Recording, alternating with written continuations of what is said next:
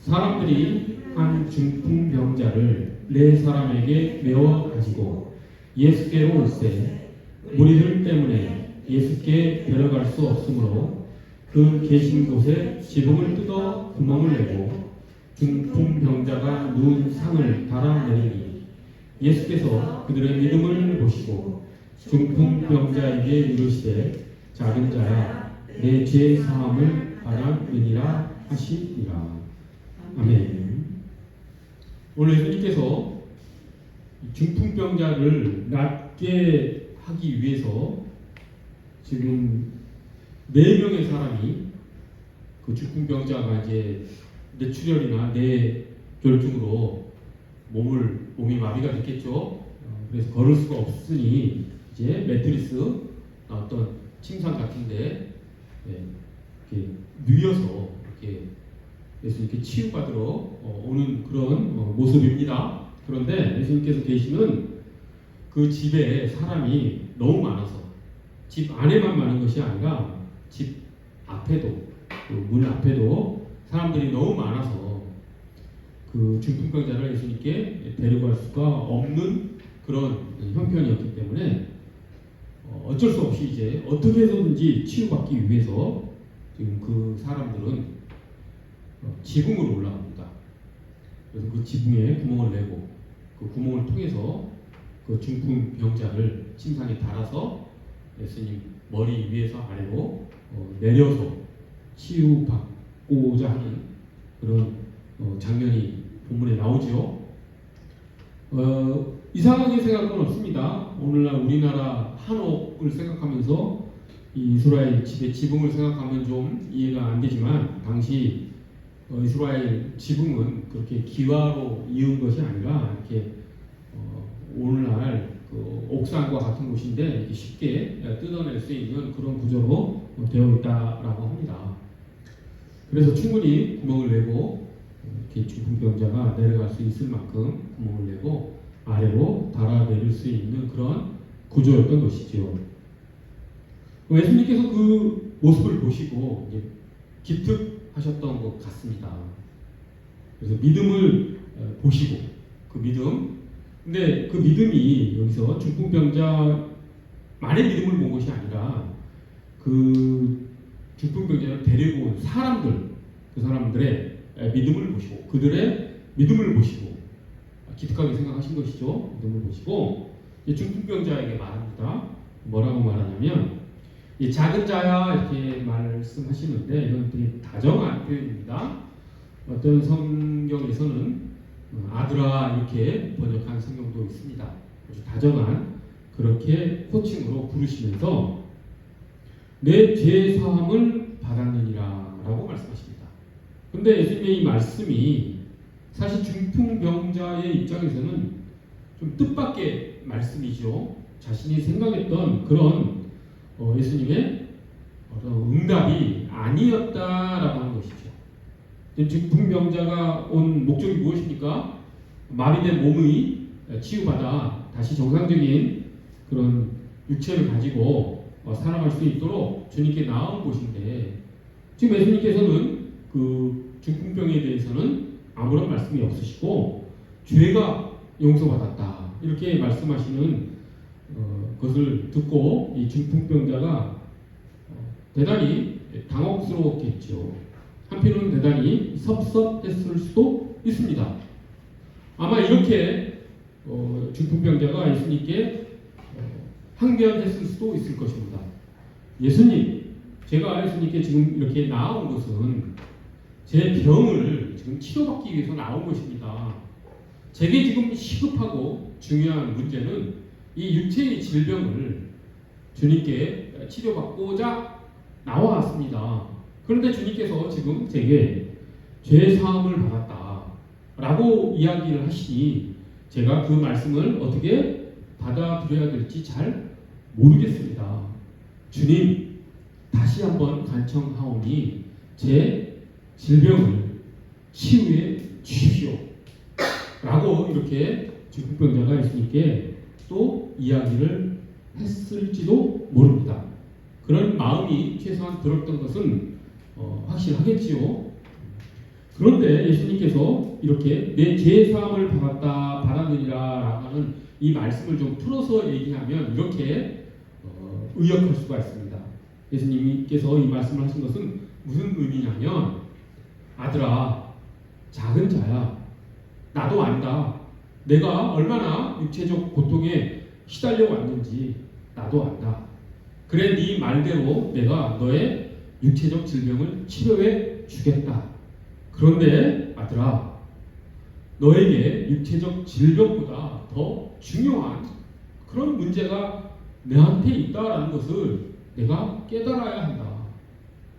그 문제, 너 육체적 질병보다 더 중요한 문제를 내가 해결함 받지 못하면, 내가 육체적 질병을 해결함 받는다 하더라도 내 중풍병이 희는 듯이 낫고 네가 다시 정상인처럼 살아간다 하더라도 너의 그 행복함, 너의 만족함은 그리 오래가지 못할 것이다.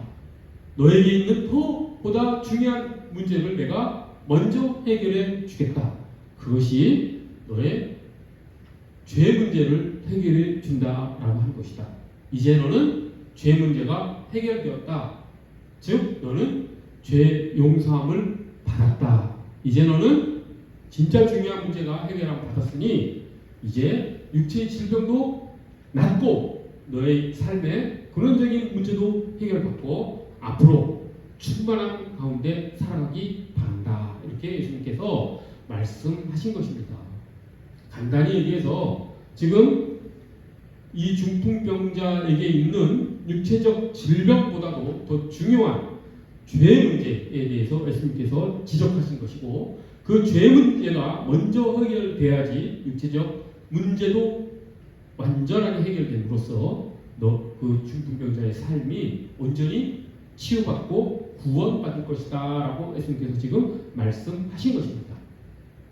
자, 이것을 우리도 인생 가운데, 우리의 삶 가운데 충분히 경험했던 문제를 예수님께서 지적하신 것이라고 할 수 있습니다. 우리도 예수님의 이 말씀에 공감할 수 있는 이유는 무엇이냐면, 우리도 이런 중풍병자처럼 우리의 삶 가운데 문제가 닥쳤을 때 그런 생각을 하지요. 어떤 생각을 합니까? 야, 내가 지금 나에게 닥친 이 문제가 해결만 된다면, 내가 지금 이제 취직을 앞두고 있는데 내가 정말 좋은 직장에 취직만 한다면, 또는 학생이라면 내가 더 좋은 학교로 진학만 한다면, 또는 내가 돈이 없는데 가난한데 내가 돈을 많이 벌 수만 있다면, 심지어는 내가 로또만 당첨이 된다면 정말 소원이 없을 텐데, 야, 나는 정말 행복할 텐데, 그 일만 벌어지면 내 인생은 다시 활짝 피고 나는 정말 행복하게 살아갈 텐데 라고 우리가 생각할 때가 있지요. 자기에게 닥친 그 문제만 해결되면 정말 소원이 없겠다 라고 하면서 하나님께 기도하기도 하지요. 그런데 우리가 그렇게 기도했던 문제가 해결받았다 하더라도 그 문제가 해결됨으로써 우리에게 찾아오는 그런 만족함, 충만함, 행복함이 그리 오래 가지 않는다라고 하는 것을 우리가 삶 가운데서 많이 경험을 합니다. 정말 이 문제만 해결되면 나는 정말 행복할 텐데 라고 했지만, 정말 잠깐은 행복할 수 있겠지만 그것이 그리 오래 가지 않는다라고 하는 것이죠. 우리 어렸을 때 소풍, 초등학교 때 소풍 가기 전날 어땠습니까? 대단히 기대감이 들고 잠이 오지도 않고 대단히 기쁜 마음으로 들떠 있었던 기억이 나지 않습니까? 자, 그런데 막상 소풍을 가면 힘들기만 하고 야외 떼약볕에서 이렇게 고생만 하고 돌아왔던 기억들이 있을 것입니다. 그래서 그때를 돌아보면 소풍 자체보다도 오히려 소풍 가기 전날 들떴던 마음이 더 어떻게 보면 즐거웠던 시간이 아니었던가 라고 하는 것을 우리가 생각하기도 하지요.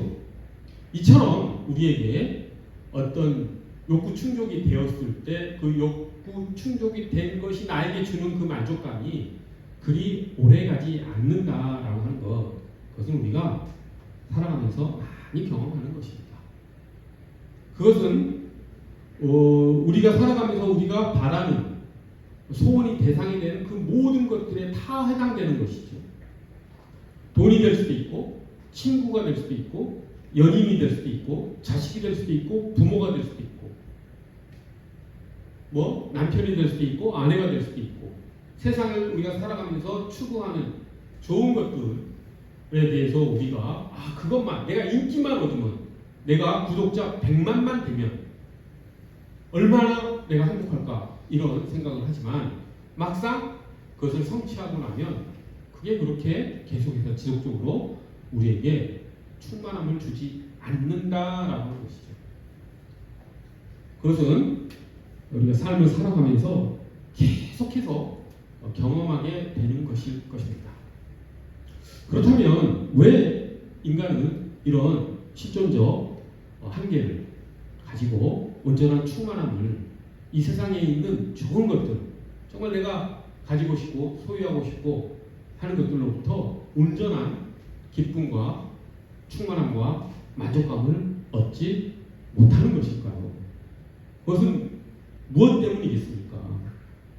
제가 이것을 실존적 한계라고 말씀드렸는데, 그것은 우리 존재가 원래 그렇게 태어날 때부터 생겼기 때문에, 우리 존재 자체가 그럴 수밖에 없는 처지이기 때문에 우리는 이 세상에 있는 그 어떤 것으로부터도 온전한 충만함을 얻을 수 없는 존재라는 것이죠.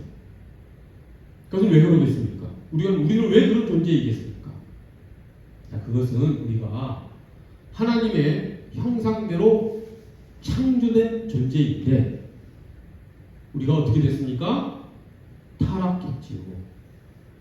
아담의 하나님을 향한 반역으로 인해서 그 원죄가 우리에게 유전되면서 우리는 그 타락한 본성을 가지고 태어날 수밖에 없는 그런 한계를 가진 존재라고 하는 것이죠. 그렇기 때문에 우리는 그 하나님의 그 형상이 온전히 회복되지 못한 존재이기 때문에 그 하나님의 형상을 우리가 온전히 회복하기 전에는 다른 어떤 것들로는 도저히 충만함이 채워줄 수 없다라고 하는 것이죠. 이것을 어떻게 설명을 할까? 이제 말씀을 준비하면서 곰곰이 생각을 해봤는데, 이렇게 설명을 하면은 좀 더 이해가 잘 될 것 같습니다. 어떻게 설명을 하냐면, 이제 동그라미가 있다라고 한다면 이 동그라미가 특성 있게 잘 굴러갈 수 있겠죠. 이렇게 동그라미를 이렇게 잘 굴러가죠. 자동차 바퀴 이런 것처럼. 그런데 만약에 그 동그라미가 이빨이 빠져 있다면, 손상이 되어 있다면, 이빨 빠진 동그라미라면 어떻겠습니까? 잘 굴러갈 수가 없겠죠.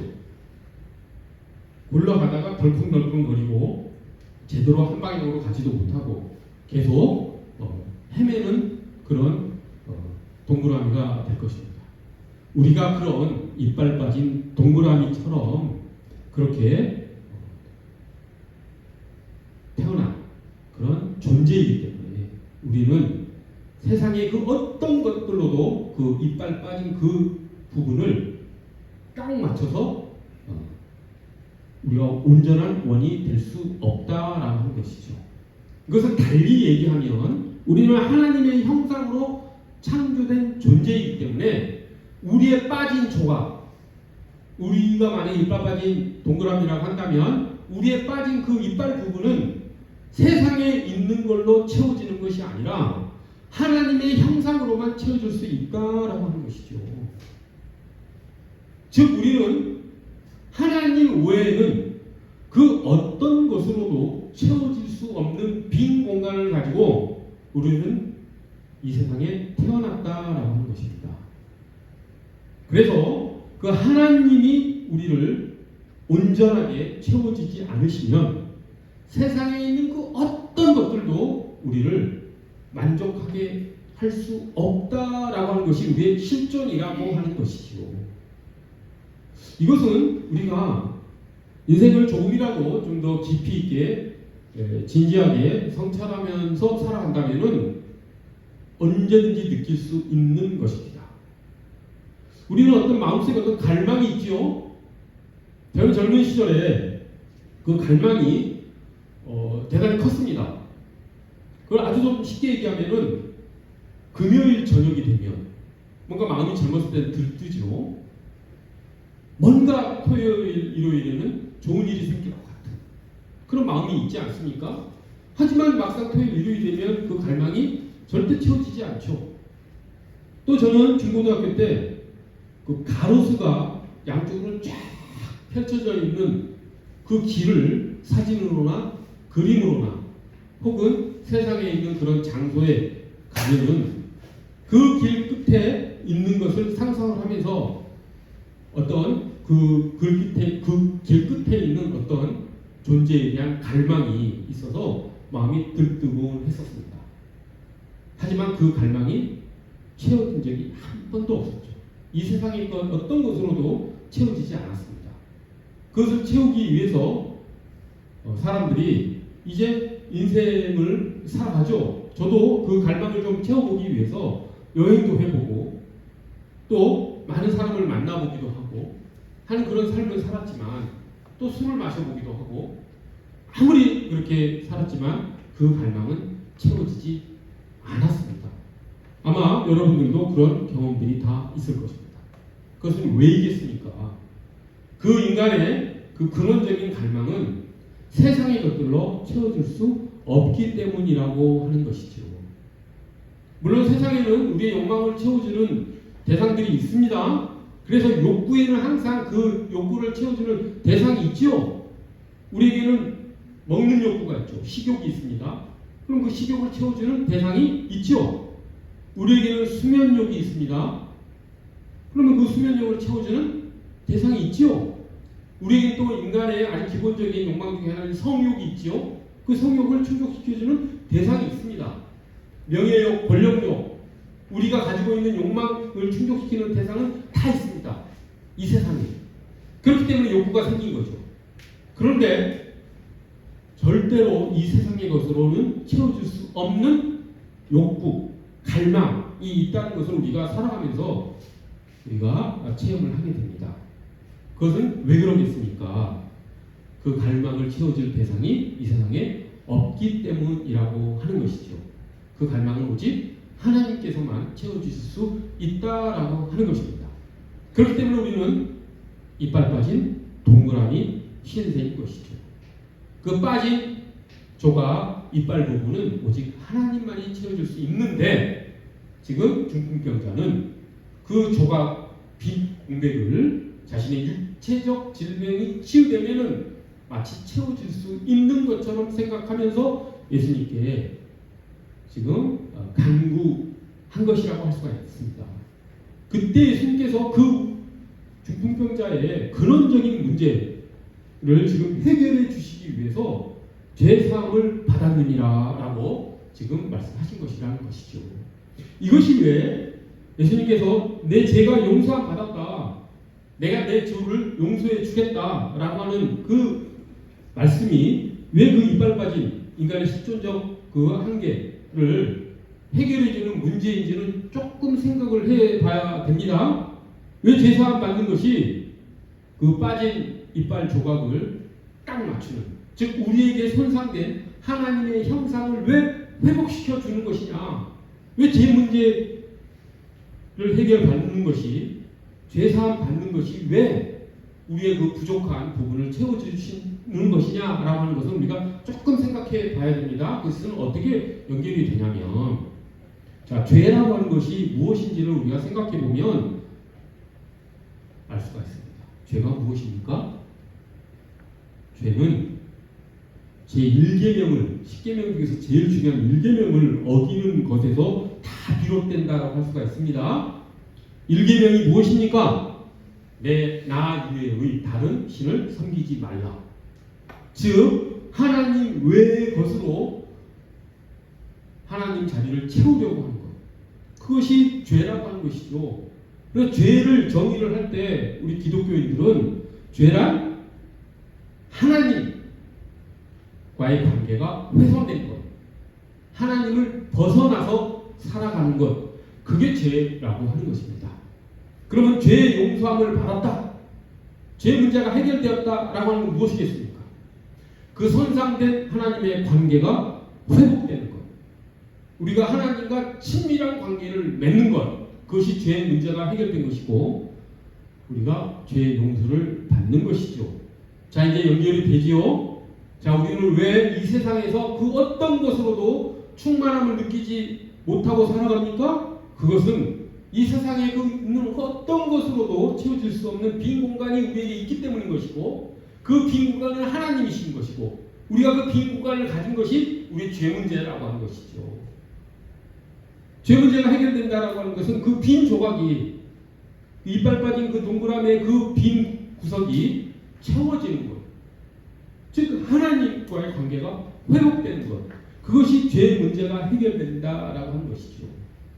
자, 간단하게 이렇게 생각하십시오. 죄란 우리가 하나님께 떨어지는 것, 그럼 죄 문제가 해결되는 것, 다시 하나님께 가까이 가는 것 때문에 우리가 죄 문제가 해결되었다라고 하는 것은 우리가 하나님과 친밀한 관계를 가지고 살아가는 것, 그러면 우리는 이제 온전한 동그라미로서 삶을 살아갈 수 있다라고 하는 것이죠.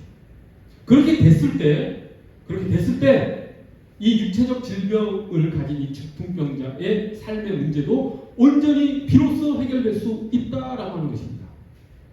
죄 문제는 해결하지 않고 육체적 질병만 해결했을 때는 한계가 있다라고 하는 것이죠. 하지만 죄 문제가 해결되고 나서 육체적 질병이 해결이 되면 이제서 그 중풍병자는 그로 인한 충만함을 삶 가운데서 지속적으로 하나님의 은혜 가운데 계속해서 살아갈 수 있다라고 하는 것입니다.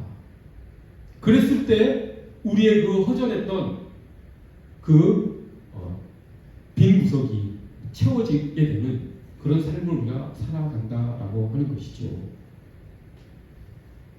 그러면은 세상에 놀라운 일이 벌어집니다. 어떤 일이 벌어지냐면, 세상의 좋은 것들로 아무리 우리가 채워 넣어도, 돈이 많아도, 친구가 많아도, 인기가 많아도, 권력이 있어도, 명예가 높아도 우리가 충만함을 느끼지 못하고 살았던 우리가 이제 죄 문제가 해결되고 나면 그 모든 것들이 이제 온전히 우리 삶에 기쁨과 즐거움을 갖다주는 대상으로서 진정 좋은 것으로 우리에게 작용한다라고 하는 것이죠. 쉽게 생각해 보십시오. 인기를 생각해 보십시오. 인기가 이제 죄 문제가 해결되지 않은 상태에서 나에게 인기만 있다 그러면 그 사람이 어떻게 될 것 같습니까? 진짜 충만하게 살 것 같습니까? 전혀 그렇지 못합니다. 인기 있는 사람일수록 자신에 대한 비판을 견디지 못합니다. 자신에 대한 조그만 무관심이라 일지라도 견디지 못합니다. 여러분, 다음 그 댓글을 보면 지금 좀 많이 바뀌긴 했는데, 예전에도 연예 기사에는 댓글이 달립니까 안 달립니까? 안 달리죠. 왜 그렇게 됐습니까? 연예인들이 악플을 견디지 못해서 그 악플에 민감하게 반응해서 그 인기인들이 극단적 선택을 하는 경우가 많이 생기기 때문에 댓글을 아예 차단해버리지 않았습니까? 이제 좀 그 인기라고 하는 것이 정말 내가 인정받고 나를 행복하게 해주는 그 인기가 아무리 많다 하더라도, 연예인보다 인기가 더 많은 사람은 어디 있겠습니까? 하지만 그 인기가 아무리 많다 하더라도 그 사람을 충만하게는 못해준다라고 하는 것이죠. 하지만 이제 그 순서를 바로 잡으면 그 인기를 내가 얻는 것에 앞서서 나와 하나님의 관계가 올바로 관계가 맺어지면, 하나님과 친밀한 관계를 맺고 이빨 빠진 동그라미의 그 이빨이 다시 채워지고 우리가 하나님의 형상을 회복하고 나서 우리가 인기를 얻으면 어떻게 되겠습니까? 그때는 우리가 그 인기를 가지고 하나님을 영화롭게 할 수 있는 삶을 살 수 있다라고 하는 것이죠. 인기는 우리가 세상에 하나님의 영광을 드러내는 도구로서 제 역할을 하게 된다고 하는 것이죠. 그렇기 때문에 우리는 인간의 아주 존재 목적, 그게 혹시 무엇입니까? 하나님을 영화롭게 하고 하나님을 기뻐하는 삶이지 않겠습니까? 그럼 인기가 우리를 그렇게 할 수 있는 그런 기능을 한다고 하는 것이, 인기를 통해서 우리는 하나님께 영광을 돌리고 우리는 하나님 안에서 기쁨을 누리며 살아갈 수 있다라고 하는 것이죠. 순서가 올바라야 된다라고 하는 것입니다. 인기만 추구하는 것이 아니라 하나님의 관계가 먼저 바로 서야지 그 인기가 제대로 우리에게 충만함을 준다라고 하는 것이죠. 또 예를 들어봅시다. 돈을 생각해 보십시오. 만약에 하나님을 믿지 않고 하나님과 관계가 깨어져 있는데 돈이 나에게 많다라고 해보십시오. 어떻게 될 것 같습니까? 그 돈이 우리에게 정말 충만함을 줄까요? 아니요. 그 돈은 아마 자기를 과시하는, 자기를 교만하게 만드는 그런 아마 기능을 하게 될 것입니다. 돈 많은 사람들이 천박한 행동을 하는 경우가 얼마나 많습니까? 왜 그렇겠습니까? 하나님을 모르고 돈을 자기 과시의 수단으로서 사용하기 때문이죠. 하지만 하나님과의 관계가 회복되고 빈 공간이 채워지고 우리가 하나님의 형상으로 회복된 상태에서 우리에게 돈이 들어오면 어떻게 되겠습니까? 그 돈을 가지고 하나님의 일을 하는데 사용하고 어려운 이웃에게 아낌없이 그 돈을 사용할 수 있고, 돈은 그러라고 있는 것이죠. 돈의 쓰임새는 기독교적으로 이건 거의 100%입니다. 돈은 자기를 위해서 쓰는 것이 아니라 이웃을 위해서 쓰라고 우리에게 주어지는 것입니다. 그랬을 때 주는 즐거움, 사랑은 받는 것이 아니라 주는 것이라고 하죠. 돈이 그렇게 쓰였을 때 우리는 진정 돈으로부터 오는 충만함, 만족감, 행복함을 영원히 느끼면서 하나님께 영광 돌리고 하나님 안에서 기쁨과 즐거움을 느끼며 살아갈 수 있다라고 하는 것입니다. 다 마찬가지입니다. 친구 관계도 마찬가지죠. 여러분, 친구 관계 중에서 제일 나쁜 게 무엇입니까? 여러분, 제가 하나 충고를 하는데 어떤 친구는 피해야 되냐면 이런 친구들이 있습니다. 어떤 친구냐면 선택적으로 정직한 친구. 그러니까 자기에게 이익이 될 때는 아주 진지하고 정직하게 인간관계를 맺어가지만 자기에게 조금이라도 불편함이 있거나 자기 이익을 침해하는 그런 상황이 생기면 거짓말을 서슴없이 해버리고 얼굴색이 갑자기 싹 바뀌는 사람, 이런 사람들은 피해야 되는 사람이지요. 친구도 왜 그러면 그런 사람이 꼭 피해야 되는 사람이겠습니까? 그것은 사람을 기능적으로 바라보기 때문에 그렇습니다.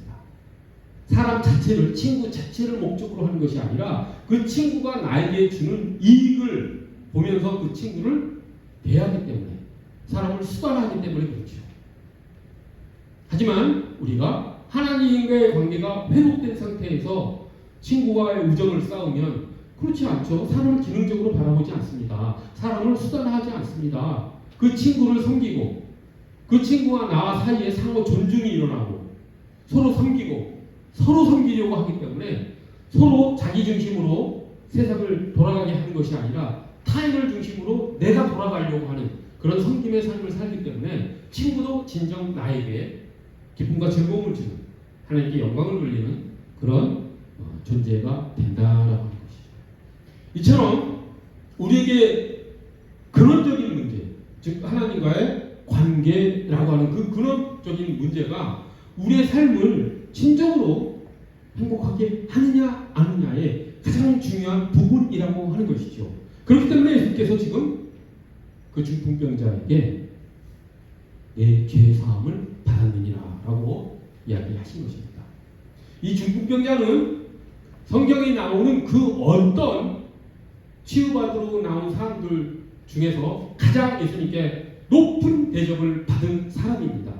왜냐하면 예수님께서 치유받으러 오는 사람에게 이 말을 해준 사람은 이 중풍병자가 거의 유일하기 때문입니다. 물론 예수님께 향유를 부은 여인에게도 내 죄 사함을 받았다 이렇게 말씀하는 경우가 있지만 치유받으러 오는 사람에게는 죄 사함을 받았다라고 이야기하신 경우는 이 중풍병자에게 거의 유일합니다. 12해 동안 혈루증을 앓고 있던 여자가 예수님의 옷자락이라도 내가 만지면 내 병이 치유될 텐데 하면서 간절한 마음으로 예수님의 옷을 팍 찍었더니 그 혈루병이 시슬시 나았죠. 그때 예수님께서 뭐라고 말씀하십니까? 딸아, 내 믿음이 너를 치유하였다. 너를 구원하였다. 이렇게 말씀하십니다. 그러니까 믿음으로 치유가 연결된 것이죠. 직접. 백부장의 하인을 고쳐주실 때도 그랬죠. 예수님께서 그 백부장의 믿음을 보시고 그 믿음을 칭찬하시며 그 백부장의 하인을 치료해 주십니다. 야이로의 딸을 치료할 때도 그렇죠. 믿음으로 그 딸이 치유된 것으로 믿음과 치유를 직접 연결시키십니다. 물론 그 치유에는 이중적 의미가 있겠지만 그 치유에도 그 죄 문제가 해결됐다라고 하는 구원의 문제가 전혀 없는 건 아니지만 예수님께서 이렇게 직접적으로 몸의 치유와 직접적으로 믿음과 연결시키지 않으시고 믿음과 죄사함의 문제를 직접 연결시킨 경우는 이 중풍병자가 거의 유일하다라고 한 것이죠. 때문에 이 중풍병자가 예수님께 가장 높은 대접을 받았다라고 할 수 있습니다. 자, 예수님께서는 우리를 보실 때 우리의 믿음을 보시고 그 믿음을 가지고 우리가 진정한 인생의 문제, 근원적인 문제를 해결함 받기 원하십니다. 그 문제가 무엇입니까? 죄의 문제를 해결함 받는 것. 이 죄 문제를 우리의 삶과 전혀 관계없는 문제로 절대 바라보지 마십시오. 죄 문제가 무엇이라고 했습니까? 우리는 하나님의 형상으로 창조된 존재로서 하나님과 친밀한 관계를 맺어야지만이 진정한 행복을 느낄 수 있는 그런 존재인데 그 관계가 깨져버리는 것이 죄 문제이지요. 근데 그 죄 문제가 예수님의 십자가 보혈의 은혜로 우리는 해결함 받았다라고 하는 것. 우리가 십자가를 바라보면서 우리 죄 문제를 해결함 받았다라고 우리가 믿음을 가지고 살아가는 것. 그랬을 때 우리가 하나님의 형상으로 온전히 회복되어서 하나님께서 주시는 그 은혜 가운데 온전한 충만함, 즐거움, 기쁨을 느끼며 하나님 나라의 백성으로서 하나님의 자녀로서 살아갈 수 있다라고 하는 것입니다. 우리 죄 문제 해결 그것을 이루어 주신 예수 그리스도의 십자가와 부활을 바라보면서 회복된 하나님의 형상으로 우리가 살아가는 그럼으로써 이 세상에 있는 그 좋은 것들 다 좋은 것들이죠. 모든 종교 중에서 물질적인 것들, 세상에 있는 것들을 긍정적으로 바라보는 종교는 기독교가 유일합니다. 불교는 물질을 되게 악한 것으로 보죠. 이원론적으로 바라보는 것이 다른 종교들입니다. 기독교에서는 그렇지 않습니다. 하나님은 창조하신 것을 보시고 눈에 보시기 좋았더라라고 얘기하십니다. 하나님은 물질을 선한 것으로 보십니다. 즉 물질을 통해서 우리는 기쁨을 느낄 수 있는 것이죠. 그런데 죄 문제가 해결되지 않은 상태에서 물질로부터 오는 즐거움만 우리가 추구한다면 큰일 난다라고 하는 것입니다. 먼저 하나님과의 관계가 회복되고 그 이후에 돈도 명예도 인기도 권력도 친구 관계도 우리가 올바로 세워나가는 하나님과의 올바른 관계 속에서 세상의 좋은 것들과의 올바른 관계를 바로 세움으로써 진정한 기쁨과 즐거움을 하나님 안에서 누려나가는 그럼으로써 하나님께 영광 돌리는 삶을 살아가기를 간절히 소원합니다. 기도하겠습니다. 거룩하고 자비로우신 하나님 아버지 예수 그리스도의 십자가 은혜로 말미암아 저희의 삶의 근원적인 문제, 죄 문제가 해결함 받았습니다.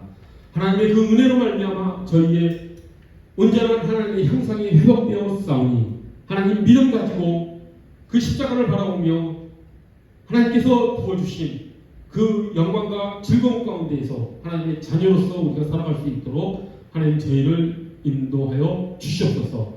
오직 하나님과의 친밀한 관계만이 우리를 진정한 충만함 속으로 우리를 이끌 것임을 믿사오며 그 하신 예수 그리스도의 이름 받들어 기도드립니다.